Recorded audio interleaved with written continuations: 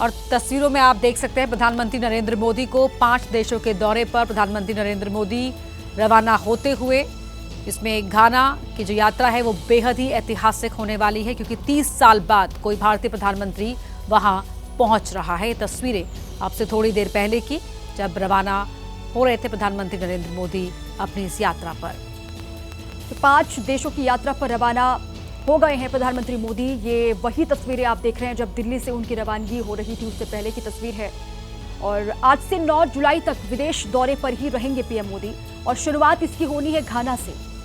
3 दशक के बाद कोई प्रधानमंत्री घाना पहुंच रहा है, और इसीलिए ये घाना की यात्रा बहुत अहम हो जाती है। कुल 5 देश हैं जहां पीएम मोदी जाएंगे, लेकिन शुरुआत करेंगे घाना से। जब दिल्ली से उनकी रवानगी हो रही थी, उससे पहले की तस्वीर आपको हम दिखा रहे हैं। ब्राजील, अर्जेंटीना, नामीबिया का भी दौरा करेंगे पीएम मोदी, लेकिन शुरुआत होनी है घाना की यात्रा से। ब्राजील में ब्रिक्स समिट में भी हिस्सा लेंगे पीएम मोदी, और 5 देश हैं जहां उनको जाना है। कई अहम मुलाकातें भी होंगी, अलग अलग मुद्दों को लेकर चर्चा भी होगी। शुरुआत इस यात्रा की होनी है घाना से, और ये पहली तस्वीर आपके सामने है जब रवानगी पीएम मोदी की हो रही है दिल्ली से। 9 जुलाई तक विदेश दौरे पर प्रधानमंत्री नरेंद्र मोदी रहेंगे, और आज से इसकी शुरुआत हो रही है। तो घाना के दौरे पर पीएम मोदी, और इससे पहले कार्यक्रम क्या रहेगा वो तस्वीरों में भी आप देख सकते हैं। ग्राफिक्स जरिए आपको बता रहे हैं द्विपक्षीय बैठकें होंगी, कई अहम करार संभव हो सकते हैं इन बैठकों के दौरान। और रात 1:10 पर घाना के राष्ट्रपति द्वारा आयोजित डिनर में शामिल होंगे प्रधानमंत्री नरेंद्र मोदी। और जैसा कि हमने आपको बताया, ये बेहद ऐतिहासिक रहने जा रहा है। ये पीएम मोदी की घाना की पहली द्विपक्षीय यात्रा है, और 3 दशक बाद कोई भारतीय प्रधानमंत्री घाना पहुंच रहा है, जहां पर आर्थिक, ऊर्जा और रक्षा सहयोग पर मंथन होगा। द्विपक्षीय साझेदारी पर जोर रहेगा दोनों ही देशों के प्रमुखों के बीच हुई बातचीत में। और आज से ये तूफानी दौरे की शुरुआत प्रधानमंत्री नरेंद्र मोदी की जब रवाना हो रहे थे, उस वक्त की तस्वीरें आपके टीवी स्क्रीन पर। और घाना में वहां के राष्ट्रपति से भी द्विपक्षीय वार्ता करेंगे, लेकिन जो भारतीय समुदाय के लोग वहां पर हैं वो बेहद उत्सुक हैं प्रधानमंत्री मोदी के आगमन को लेकर, उनके स्वागत को लेकर। और वहां पीएम मोदी भारतीय समुदाय के लोगों से भी मुलाकात करेंगे, और सभी की अपनी अपनी तैयारी है पीएम मोदी के आगमन को लेकर। किस तरीके से वहां पर मोदी मोदी के नारे लगाए जा रहे हैं और तिरंगा फहराया जा रहा है, वो भी आप देख रहे हैं। 8 दिन में 5 देशों का दौरा है, और घाना पीएम मोदी सबसे पहले जाने वाले हैं, और इसलिए भी यात्रा विशेष हो जाती है पीएम मोदी की कि वहां पर राष्ट्रपति के साथ में द्विपक्षीय वार्ता भी वो करेंगे। इसके अलावा अलग अलग सेक्टर्स को लेकर चर्चा होगी, और भारतीय समुदाय के जो लोग वहां पर रहते हैं, वहां पर बसे हुए हैं, उनसे भी पीएम मोदी मुलाकात करेंगे, और उनको पीएम मोदी से मिलने का इंतजार जाहिर सी बात है होगा। और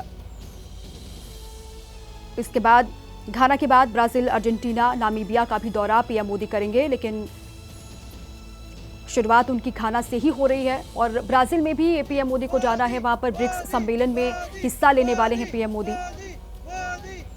इससे पहले जबरदस्त उत्साह है जो लोग रहते हैं घाना में, या फिर जो लोग जहां जहां भी पीएम मोदी जाने वाले हैं वहां पर जो भारतीय समुदाय के लोग हैं उनमें उत्साह चरम पर है, क्योंकि वो पीएम मोदी को रिसीव करने के लिए, उनको देखने के लिए, उनका स्वागत करने के लिए वहां पर बेकरार हैं और इंतजार कर रहे हैं पीएम मोदी का। तो जोश हाई रहता है दीपा, जब जब प्रधानमंत्री नरेंद्र मोदी कहीं विदेश का दौरा करते हैं, वहाँ जो भारतीय समुदाय के लोग होते हैं, प्रवासी होते हैं, वो पीएम की झलक पाने के लिए घंटों इंतजार भी करते हैं, उनका अभिवादन करने के लिए।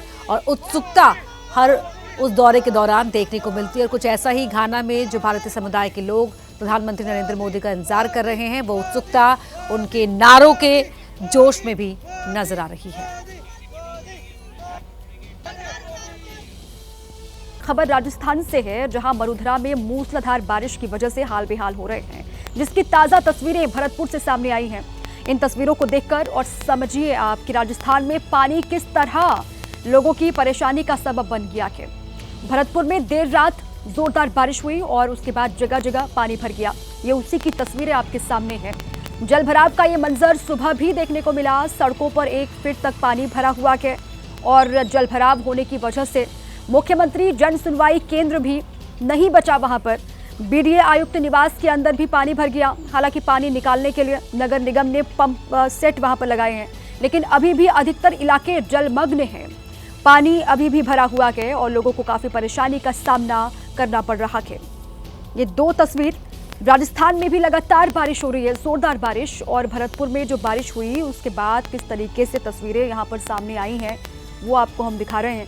सड़कें दरिया बन गई हैं, गली मोहल्लों में पानी भरा हुआ है। बारिश का पानी इस तरीके से हर जगह किस तरीके से पहुंचा है वो आपको हम दिखा रहे हैं। जन सुनवाई केंद्र भी डूबा और जल निकासी को लेकर प्रशासन का दावा है कि इंतजाम किए गए हैं और लगातार काम किया भी जा रहा है, लेकिन उसके बावजूद भी ये तस्वीर आपके सामने भरतपुर की है।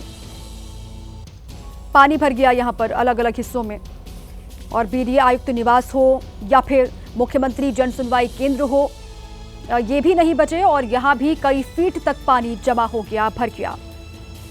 ये सुबह का मंजर इस वक्त आप देख रहे हैं। भारी बारिश हुई भरतपुर में और उसके बाद जगह जगह पानी का कब्जा हो गया है।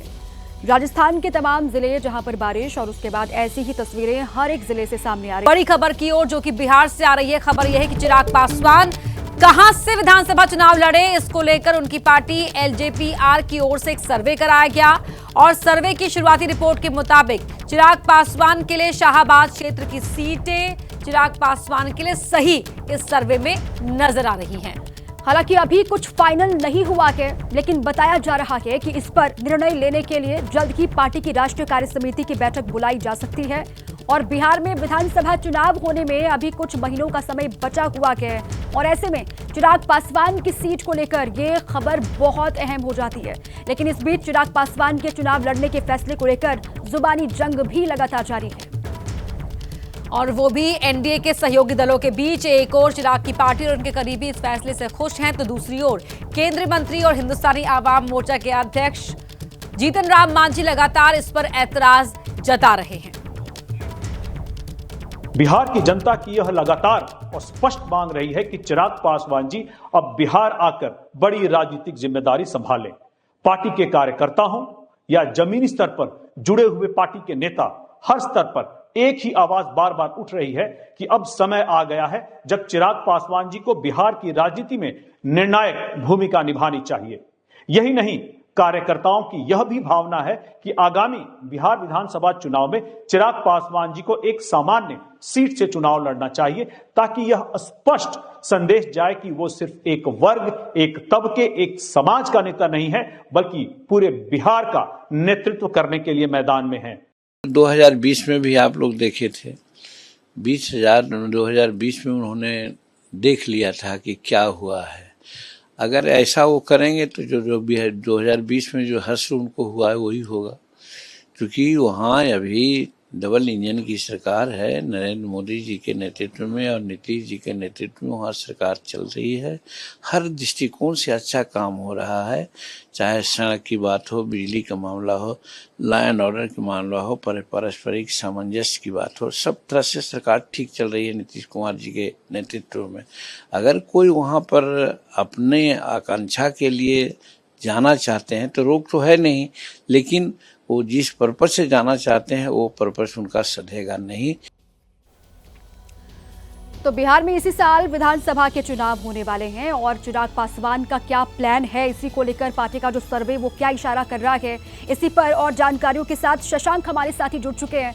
शशांक, एलजेपीआर का जो सर्वे है उसमें शाहाबाद का जो सीट है उससे लग रहा है कि चिराग पासवान मैदान में उतर सकते हैं। ये क्या संकेत मिल रहे हैं और क्या ऐसा होने जा रहा है? देखिए, अभी इसको समझने की जरूरत है कि 29 जून को नालंदा में चिराग ने एक रैली में यू टर्न लेते हुए कहा था कि मैं विधानसभा चुनाव नहीं लड़ूंगा, लेकिन उसके ठीक बाद उनके जो जीजा है एवं सांसद हैं पार्टी के अरुण भारती, जो बिहार के प्रभारी भी हैं, उन्होंने एक्स पर पोस्ट किया है और संकेत दिया है कि चिराग पासवान विधानसभा चुनाव लड़ सकते हैं। और आपको बता दूं, बिहार में लोजपा रामविलास पार्टी की तरफ से पिछले 1 महीने से सर्वे कराया जा रहा था कि आखिर वो कौन सी ऐसी सीट है जहां से चिराग लड़ते हैं तो ज्यादा वोटों से जीत सकते हैं। तो शाहाबाद के बारे में कहा जा रहा है कि शाहाबाद की एक सीट है, वहां से चिराग जो है अगर लड़ेंगे तो ज्यादा वोटों से जीतेंगे, ऐसा सर्वे में सामने आया है। तो वो सीट कौन सी होगी इसका जो खुलासा है अभी पार्टी की तरफ से नहीं किया गया है, लेकिन चिराग लड़ सकते हैं। बड़ा संकेत जो है उनके जीजा अरुण भारती ने एक्स पर पोस्ट करते हुए जो है वो लिख दिया है। और आपको बता दूं, जीतन मांझी इसी पर तंज कस रहे हैं। आप देखिए, कहीं ना कहीं इस मसले पर एनडीए के दो सहयोगी दल आमने सामने हैं। मांझी ने स्पष्ट कहा है कि बिहार में नीतीश के नेतृत्व में, मोदी जी के नेतृत्व में एक अच्छी सरकार चल रही है जो हर क्षेत्र में तेजी से विकास कर रही है। तो यहाँ पर अभी किसी और की जरूरत नहीं है। उन्होंने चिराग का नाम नहीं लिया, लेकिन ये कहा कि बिहार में अगर वो जाना चाहते हैं तो उनकी अपनी महत्वाकांक्षा होगी, लेकिन वो सधेगा नहीं क्योंकि वहाँ पे जगह नहीं है। 2020 में जो उनका हश्र हुआ था वही फिर इस बार भी होगा। आपको याद होना चाहिए कि 2020 में चिराग एनडीए से अलग होकर लड़े थे। जदयू के खिलाफ हर सीट पर उम्मीदवार दिया था और मात्र एक सीट जीत पाए थे, लेकिन जदयू को उन्होंने 43 सीटों पर ही समेट दिया था। अब देखना यह है कि क्या चिराग फिर से खुद ये कहते हैं कि मैं चुनाव लड़ूंगा अपने जीजा के पोस्ट पर। उनका क्या कहना है इस पर? शशांक, तो जो जीतन राम मांझी का कमेंट है वो तो दिखाता है कि भले ही एनडीए में सहयोगी हैं, लेकिन है तो सियासी प्रतिद्वंदी ही। और चिराग पासवान की पार्टी का ये सर्वे, पहले हाँ फिर ना, और अब सर्वे की बात तो भी तब जब आज बीजेपी बिहार में एक बड़ी बैठक करने जा रही है। शशांक, बहुत धन्यवाद आपका इस पूरी बातचीत के। प्रधानमंत्री मोदी का 5 देशों के दौरा आज से शुरू हो रहा है। दौरे की शुरुआत घाना से होगी। अब से थोड़ी देर पहले पीएम मोदी रवाना हुए हैं अपने इस दौरे के लिए। तस्वीरें आप उसी वक्त की देख रहे हैं। 5 देशों के तूफानी दौरे के लिए जिस समय प्रधानमंत्री मोदी रवाना हो रहे थे, उस वक्त की तस्वीरें आपको दिखा रहे हैं। घाना से इस दौरे की शुरुआत हो रही है। 30 साल बाद किसी भारतीय प्रधानमंत्री का ये पहला घाना दौरा होगा। तो 8 दिन का ये दौरा के पीएम मोदी का। घाना के बाद PM Trinidad and Tobago, Argentina, Brazil और नामीबिया के दौरे पर भी जाएंगे। क्वाड देशों के विदेश मंत्रियों की बैठक हुई है और नाम लिए बगैर पाकिस्तान पर निशाना साधा किया है। जॉइंट स्टेटमेंट में पहलगाम आतंकवादी हमले की निंदा की गई है। और ये बड़ी खबर आपको बता रहे हैं, क्वाड देशों के विदेश मंत्रियों की इस बैठक में बिना नाम लिए पाकिस्तान पर निशाना साधा गया। और जो पहलगाम में आतंकी हमला हुआ था उसको लेकर जॉइंट स्टेटमेंट में हमले की निंदा की गई है। आशीष कुमार सिंह हमारे वरिष्ठ सहयोगी हमारे साथ जुड़ रहे हैं। आशीष, नाम तो नहीं लिया लेकिन संदेश पहुंचा दिया गया है।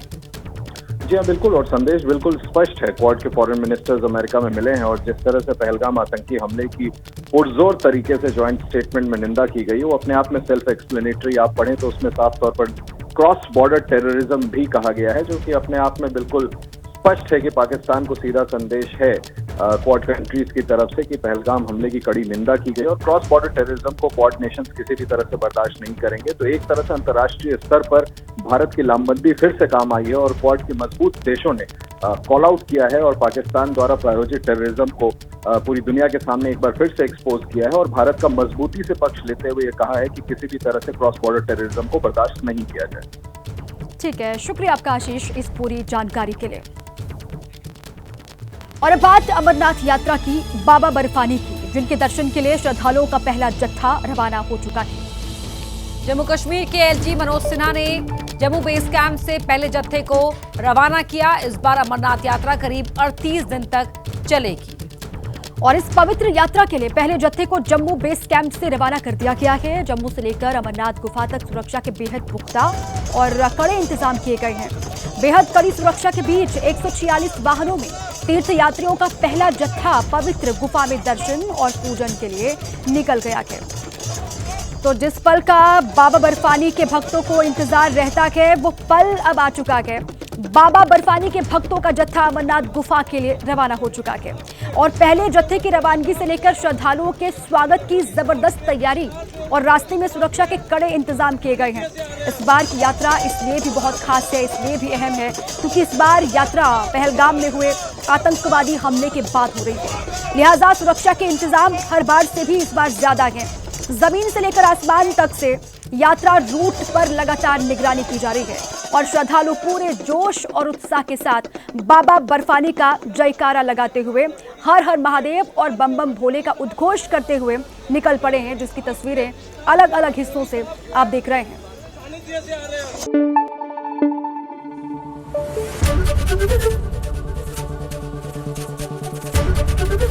एबीपी न्यूज आपको रखे आगे।